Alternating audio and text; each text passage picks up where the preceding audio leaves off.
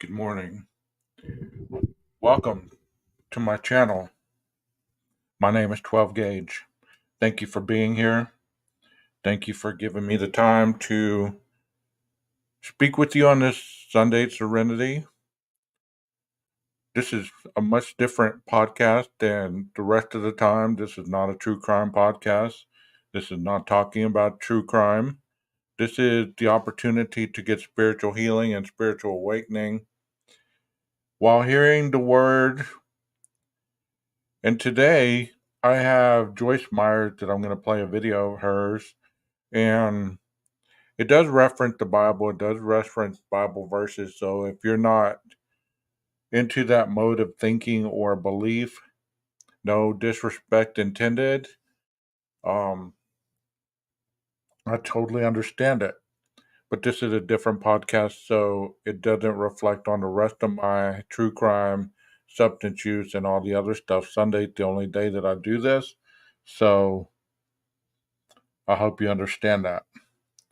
But if you decide to stay, please be classy in the chat and understand that we're not here to argue. We're not here to debate. We're not here to be proving people wrong or elevating yourself to right. We're just here to have a good Sunday and to kind of rejuvenate after a long week. And that's what this Spiritual Sunday is about. So, with that being said, let me say hello to the people in the chat so far. Hello, Baywatcher, Nina, Rondi. Thank you for being here. So let me go ahead and pull up Joyce and let her start talking to us, and I will probably um, comment on her stuff.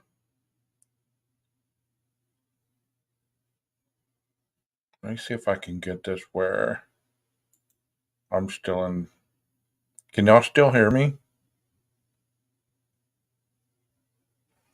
Let me know if you can still hear me. Because I always wonder how people have a full screen and you can still hear the person talking.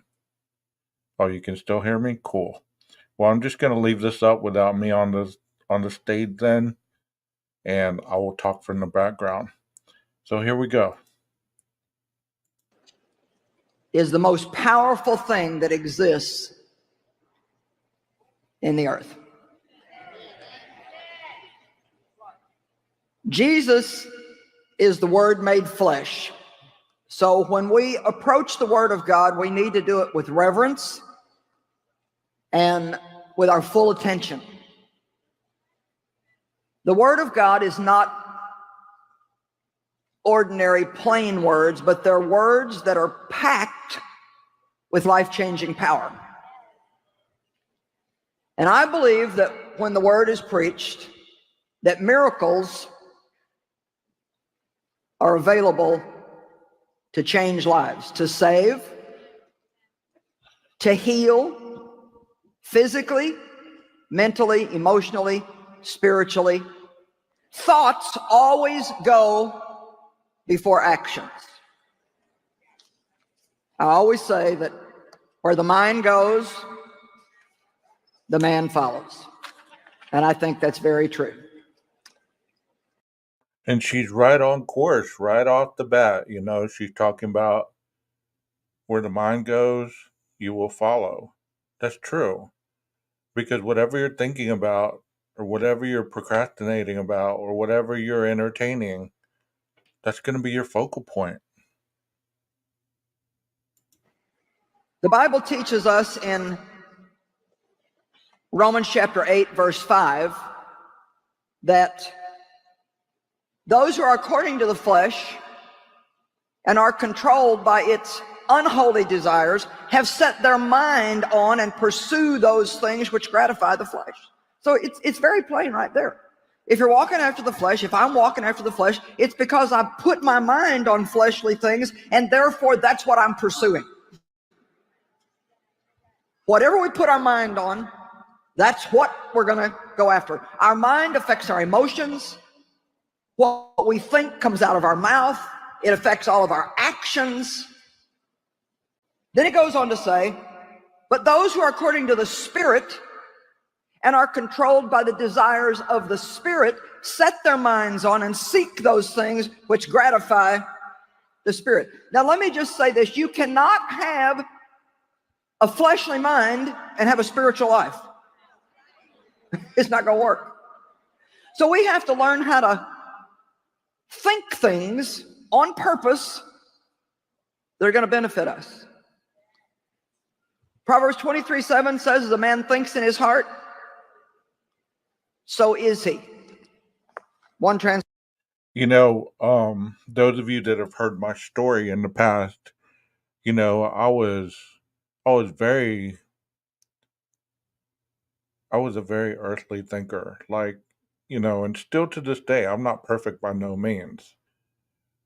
Work in progress. You know, one thing about individuals that talk about Christianity or even talk about the Bible, you know, sometimes people get the perception that, oh, they think they're better than me, or they act like they don't do anything wrong or anything like that. And that's not the case in my eyes.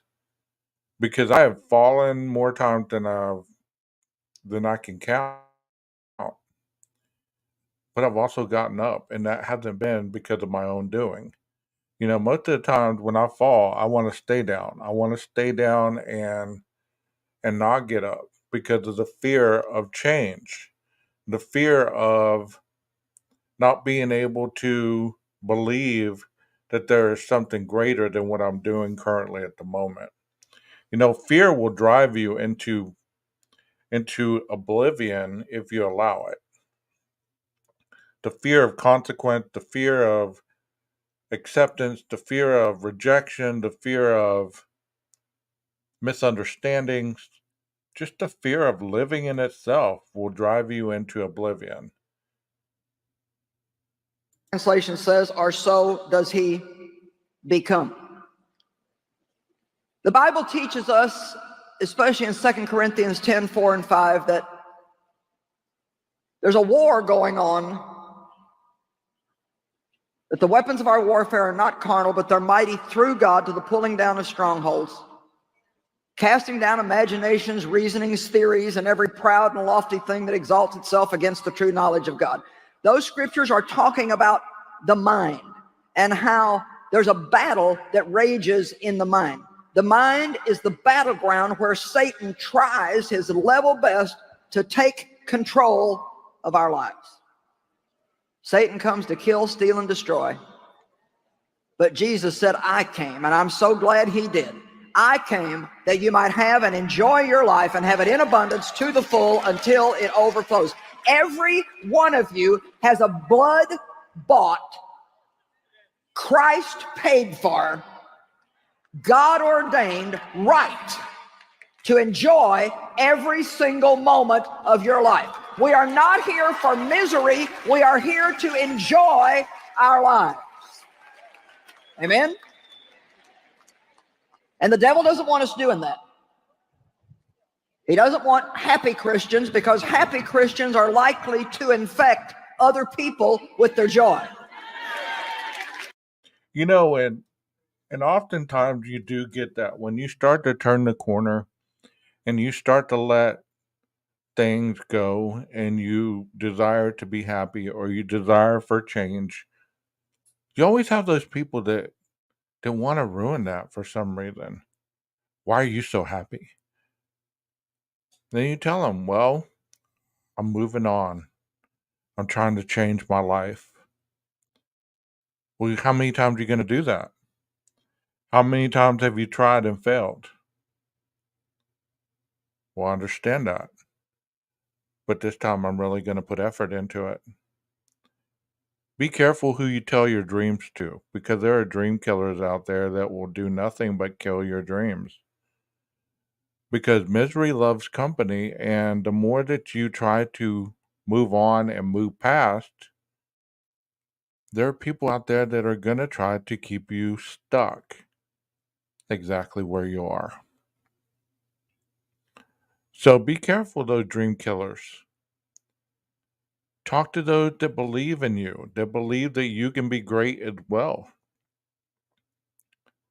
Because our problem in our society is not that we're not capable or not willing. Sometimes just somebody's harsh word or comeback is enough to deflate our dream. And I don't know if you've experienced that or not. I've experienced that on YouTube, starting this channel. I've had people come at me saying that this channel wouldn't succeed, that I didn't have what it took to be a YouTuber. I didn't have the personality. I didn't have the charisma. I didn't have this or that. And had that been the first time that I'd ever heard that in my life, it might have defeated me. But I can tell you one thing. I've never been anyone's first choice. But by the time it's all said and done, they regret that decision each and every time. Not because I'm the greatest, but because of how a heart that won't let me quit. I have a heart that won't let me give up or admit defeat. And there's times when, you know, we wanna tap out. We wanna say we've had enough. But I challenge you today to go forward, to fight those voices in your head, the battlefield of your mind. And I'm going to fast forward this a little bit because I haven't heard all of it, but I like her message. It's just not for everybody, and I understand that. But I hope that you can listen to the message without getting stuck into religion. Because of his nerves. Now, some of you might be thinking, well, I'm Mary and I'm married to John. Many of you can already recognize where this is going. Well, Mary's problem is that she doesn't know how to let John be the head of their home. She's bossy. She wants to make all the decisions, handle the finances, and discipline the children. She wants to work so she'll have her own money because she is independent, loud, demanding, and a nag. So you're probably thinking by now, well, I've got Mary's answer. She needs to be saved. She needs to know Jesus. Well, guess what? She does know Jesus. She received Jesus 5 years ago, only 3 years after her and John were married. Do you mean there has not been a change in Mary since she's been born again? Well, yes, there has been some change. She now believes that she would go to heaven if she died, but she still lives under constant condemnation because she feels so bad about her behavior that she seems to have no ability to control. She does have some hope now, whereas she had no hope before she met Jesus. She was miserable and hopeless. Now she is just miserable.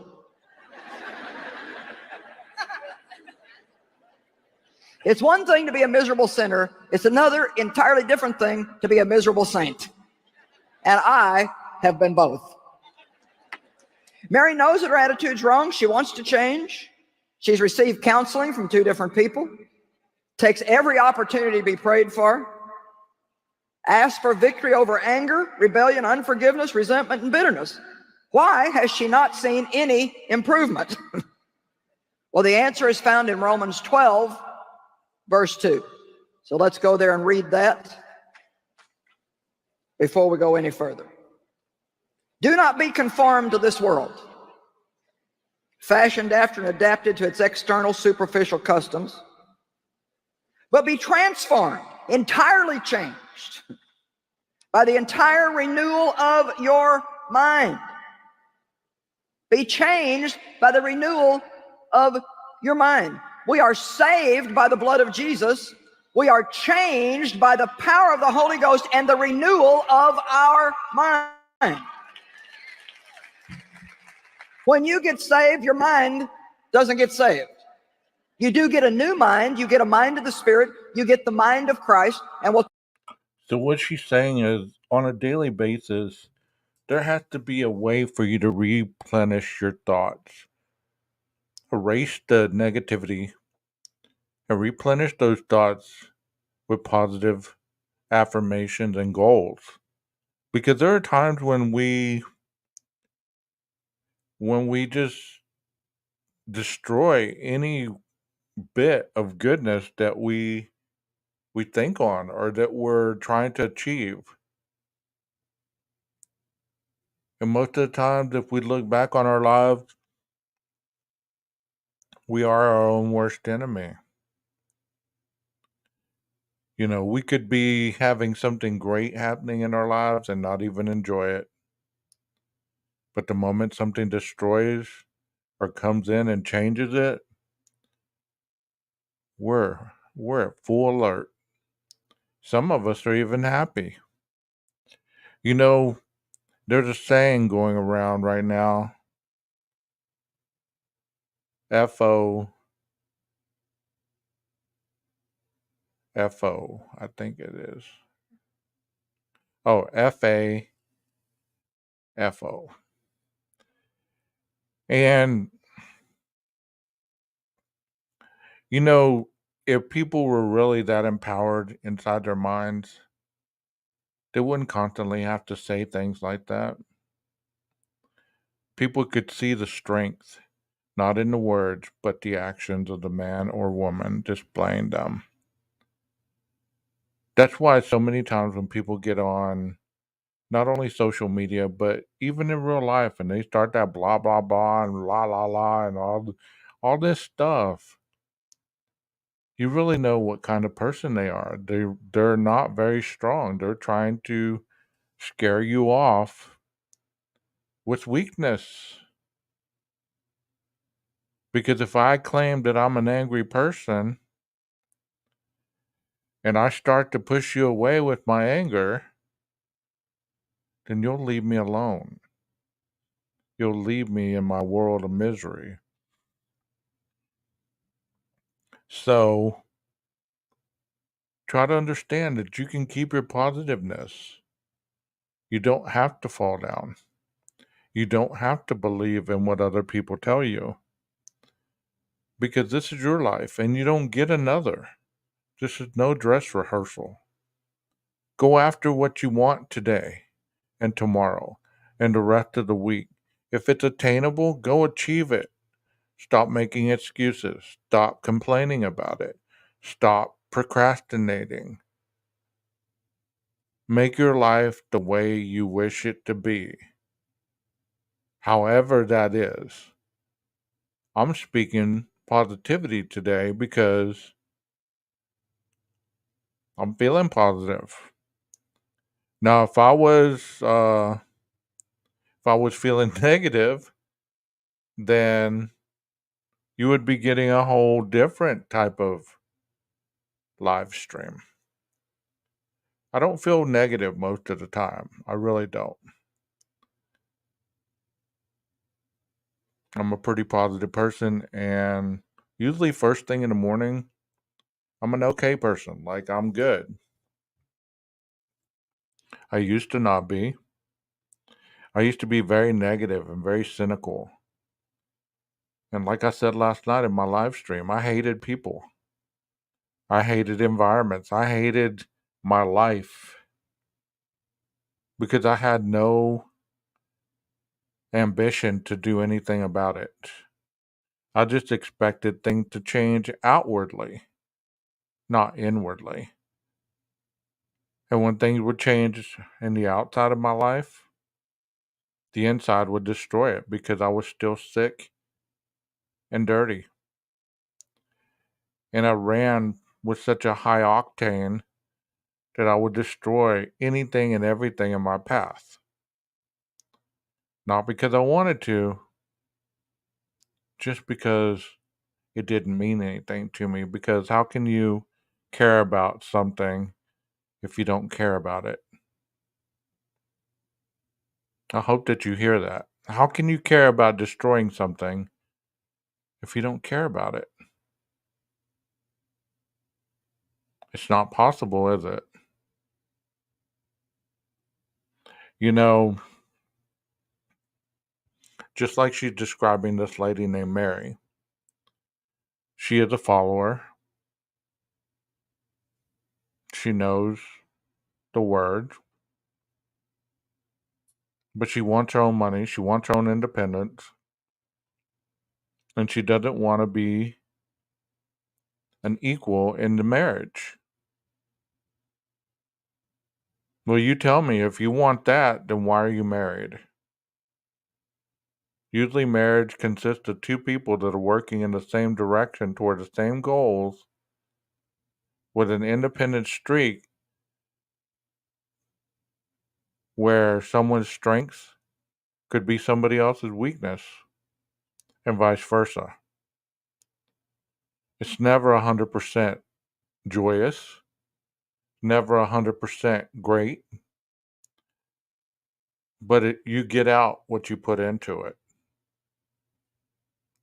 So if you spend more time on the YouTube or you spend more time hanging with your buddies, or if you spend more time doing things that you understand neglect your family and your wife, then there will be consequences. It's only a given. You know, people ask me, um, a long time ago, they asked me, How come you don't have your own house? How come you have like a little condo or whatever, or, something that's a bachelor pad?" And I said, or they say, "How come you don't have the expensive furniture or this stuff?" Well, I have good furniture, I have good bed, good, whatever.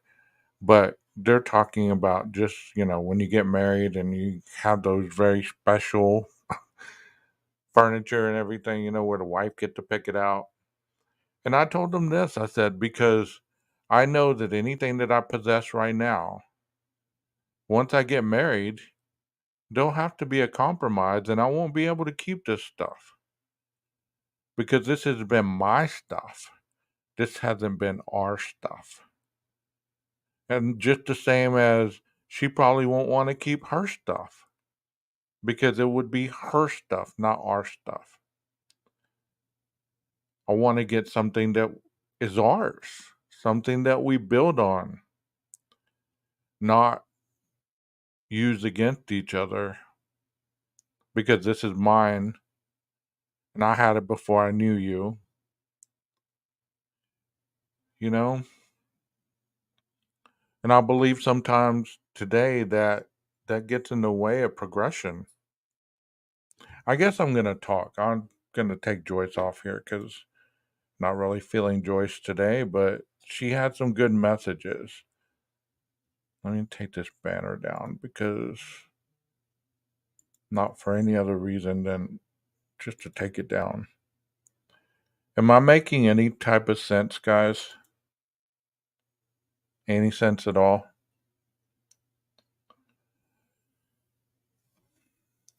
You know,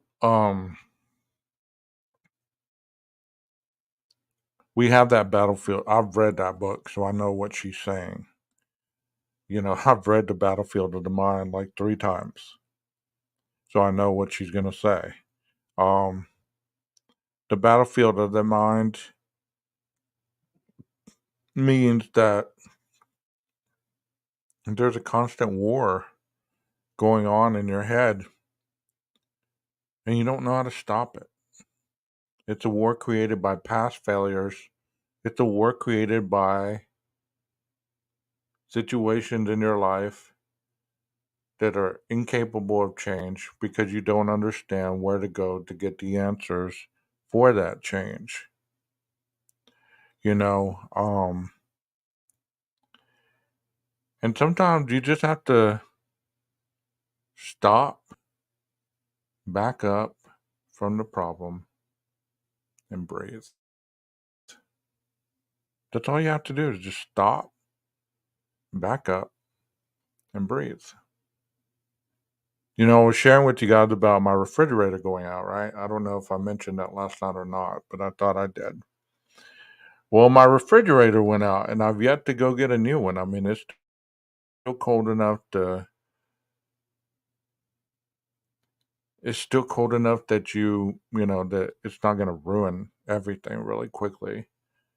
And I'm procrastinating, not because I can't go get one, not because I can't, you know, change my situation. But sometimes you got to give yourself some grace to not always react.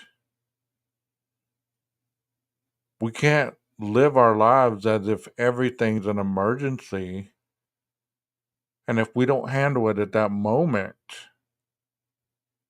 it's gonna it's gonna ruin everything.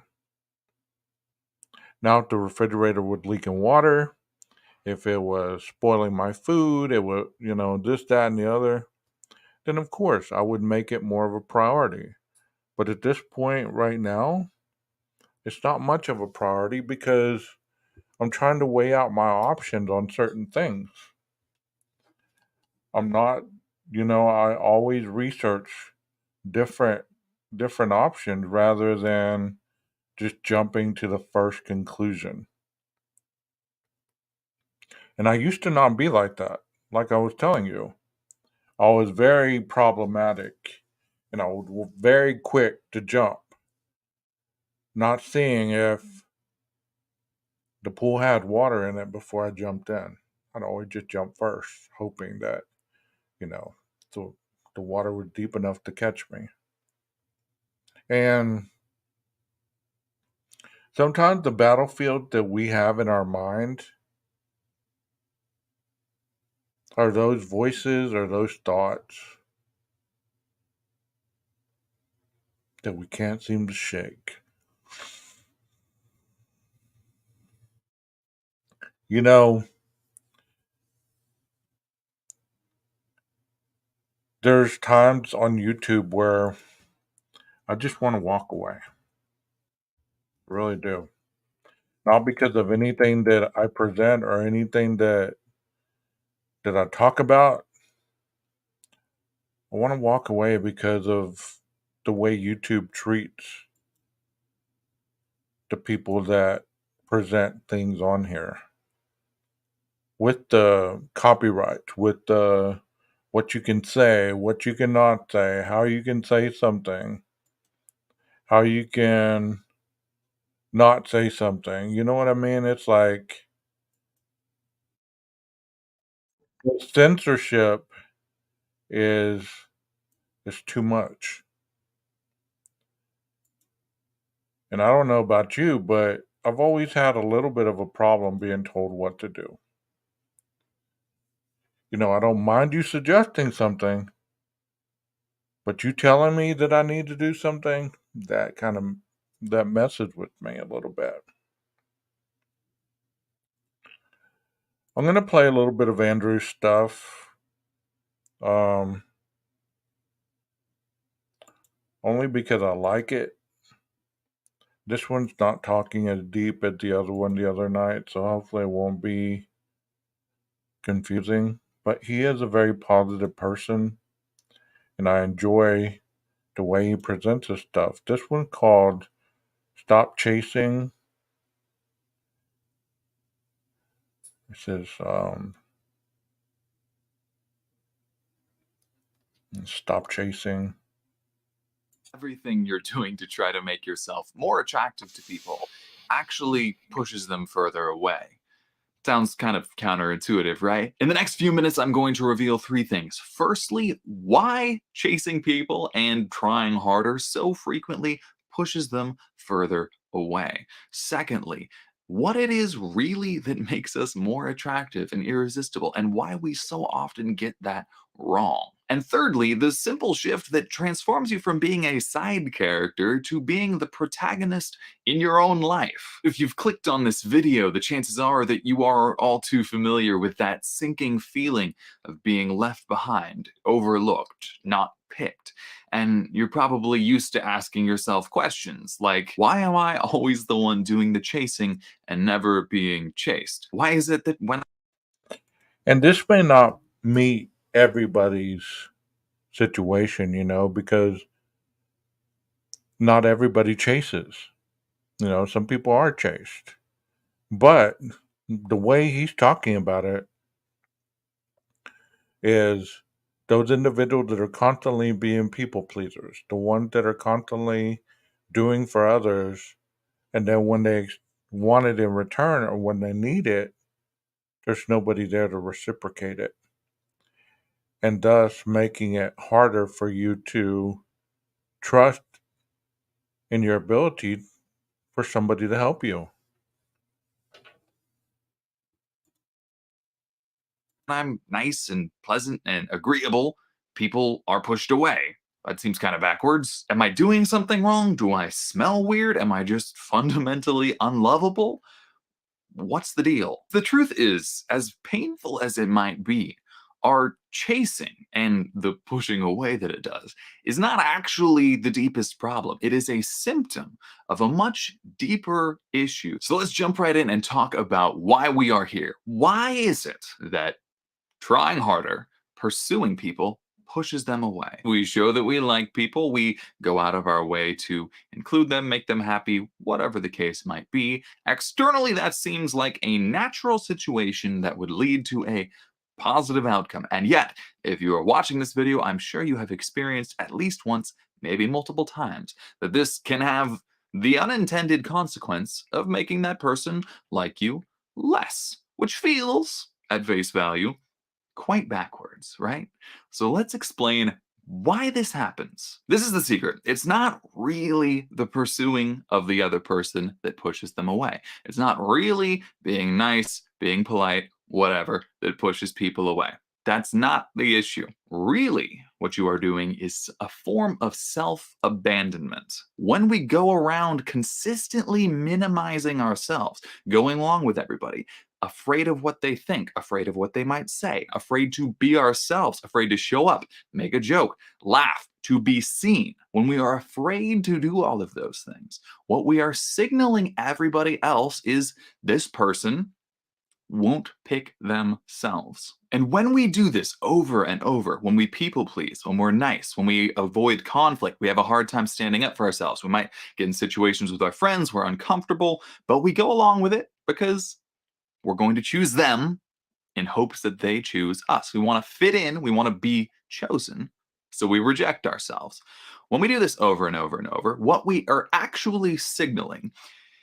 So what he's saying right there is, if you're so preoccupied with other people's wants, needs, and desires, then you abandon your own each time that you focus more on theirs than you focus on yours first. Meaning that if you're struggling with, let's say, self-image or happiness, and you have a depressed friend or one that's anxious all the time or somebody that's always calling you with their problems, you're struggling with yours. You don't have the answers, but when you talk to this person, you give them some advice or some suggestions, and they never take it, but they take your positive energy. And what happens is, before long, you don't have anything to give to you. I gave this example one time, okay, and I'm going to make it short because I know I'm long winded. Let's say you were an apple farmer and you picked all the apples off your land and you boarded up your house and you were heading up to the mountains because winter was coming and you weren't, going to do anything with your farm anyway. So you're heading up to your cabin and you packed up your truck, your trailer, everything with apples and the necessities, right? And as you're heading up to your cabin, you come through this village and there's kids, there's women, there's men, they're starving. You can see it. They have no food, no nothing. So you say, well, I have plenty, so let me stop. So you stop and everybody starts grabbing some apples and they're feeding themselves and they're happier and you did a good deed, right? But then after that you take off, you say, I gotta get to the cabin. So you take off and you realize that you haven't eaten. Everybody else has eaten, but you haven't. So you get to the cabin and you realize there's no apples for you. There's nothing in the trailer, there's nothing in the truck, there's nothing anywhere for you to eat. And what happens? You don't have the energy to go back down to pick more apples. You don't have any food there, and you wither and you die. So that's the moral of the story. You can't always focus your energy on helping others if in the long run you end up withering and dying because you don't have enough for you. Disregard the emotional context for a second. On a pure economics level, we are lowering our own value because the demand for us does not even include us. We're saying, I am not even worth my own effort. Please pick me. I'm not even going to stand up for myself.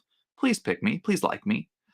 I don't like me, but would you stand up for me? Would you? That would be great. The problem is that this almost always stems from an untrue, deeper rooted belief that we are somehow flawed, unworthy, unlovable, not enough, whatever the case might be.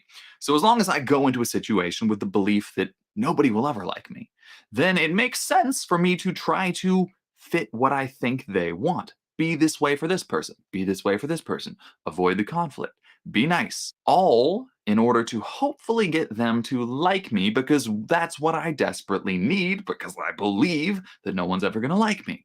It's a bit of a loop there, right? And if you have been conditioned through your experience, through your childhood, your culture, whatever, to consistently minimize yourself, not think of yourself as being worthy, to not consider your own needs, then what you are likely to do is sit around trying to get other people to pick you, consistently avoiding giving yourself that permission because it's terrifying and there's that inner feeling. Who are you to do this? Who are you to try? What it comes down to is that in most cases, when we are pushing people away, it's because we are afraid to choose ourselves. We are afraid to pick ourselves and give ourselves permission to do whatever, to exist, to ask somebody out, to ask for a raise, to make a mistake, to go on a new trip, quit our job, start a job, whatever.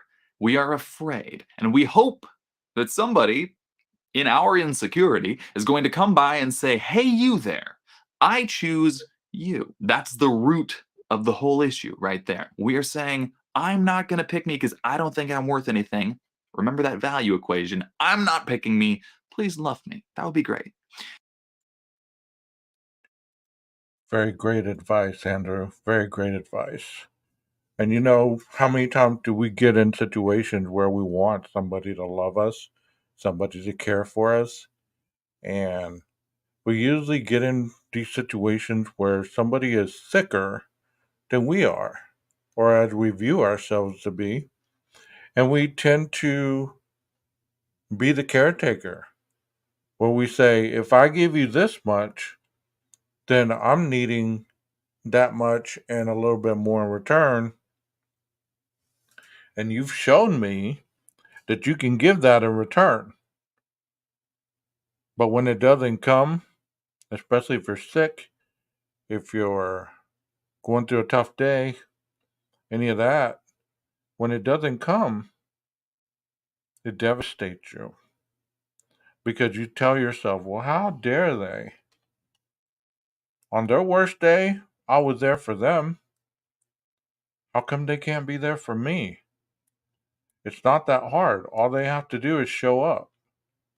All they have to do is be in the vicinity. I will be okay with that. But will you really? Will you really be okay with just that? Or do they have to do something totally different to prove to you that they really care? Because if you learn to care for yourself and love yourself and not give up on you, people don't have to prove that to you. It's a natural given phenomenon that you give yourself. You know, you've always heard if you don't love yourself, you can't let other people love you. You've always heard that, right? Well, that's true because if you don't know how to love yourself, how are you going to let somebody else love you? Because you're not going to understand that feeling. And people love differently. They care differently. Those unrealistic expectations that we have about people sometimes destroys us because we place these expectations on people without them even realizing it. Have you ever messed up with somebody and they say, well, I expected you to do this? You should have known. Well, how are you going to know if somebody doesn't voice it? How are you going to know if somebody doesn't say, hey, could you throw out the trash today? Could you vacuum the carpet? Could clean out the cat box? Whatever. How are you going to know if they don't vocalize it? Too many times we get set up into these traps that we don't even realize we're setting for people or that we're even setting for ourselves. Have you ever made a mistake and then afterwards gone, oh, I knew better than that? You knew better. The next time, do better. Give yourself that motivation to keep moving, to keep going forward, not to stay stuck chasing your tail over and over and over.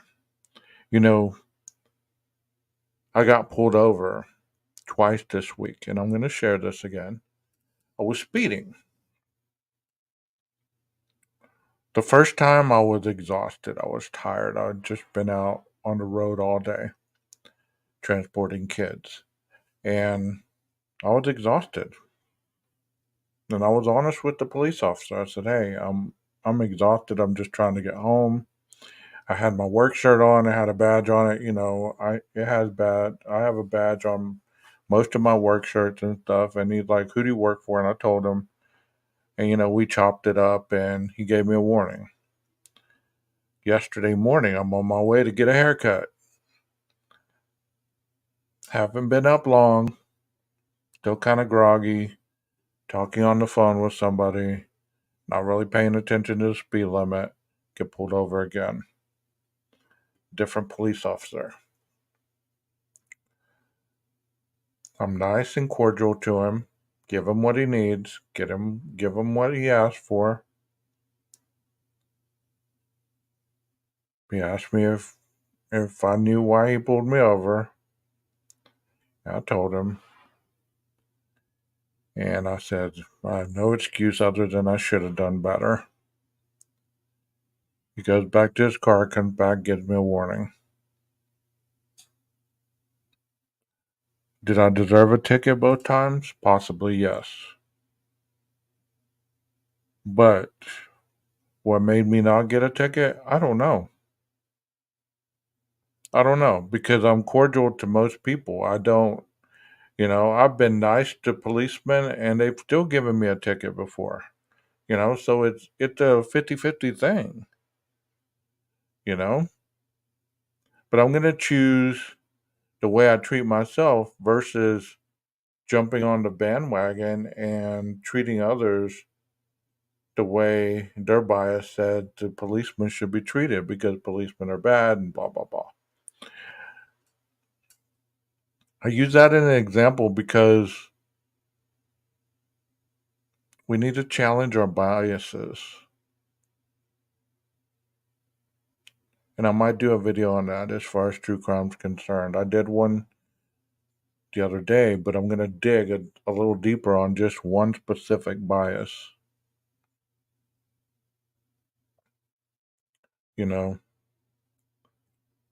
Because we could use some fine tuning. If you live in the Colorado area, the Aurora area, and you're listening to this or you catch it on a replay, prayers out to your community and any other community that's being potentially ran over by the Venezuelan gangs that are knocking on doors and kicking in doors and trying to hurt people and steal from them and snatch up their children and things like that. If that is not true, then forgive me for spreading false information, but I've heard more about it than it being not true. So I just wanted to throw that out there because you have to be hyper vigilant in our world today. And I say that all the time. Can't be scared. You have to be aware. And I hope you guys enjoyed this. I will see you again soon, maybe later on today, maybe tomorrow. I don't know. Just look for the notification. If your notifications aren't on, it'd be a wise thing to turn them on if you enjoy the channel. Please hit the like button if you enjoyed what I presented. And you guys have a wonderful Sunday. See you soon. Maestro, do your thing.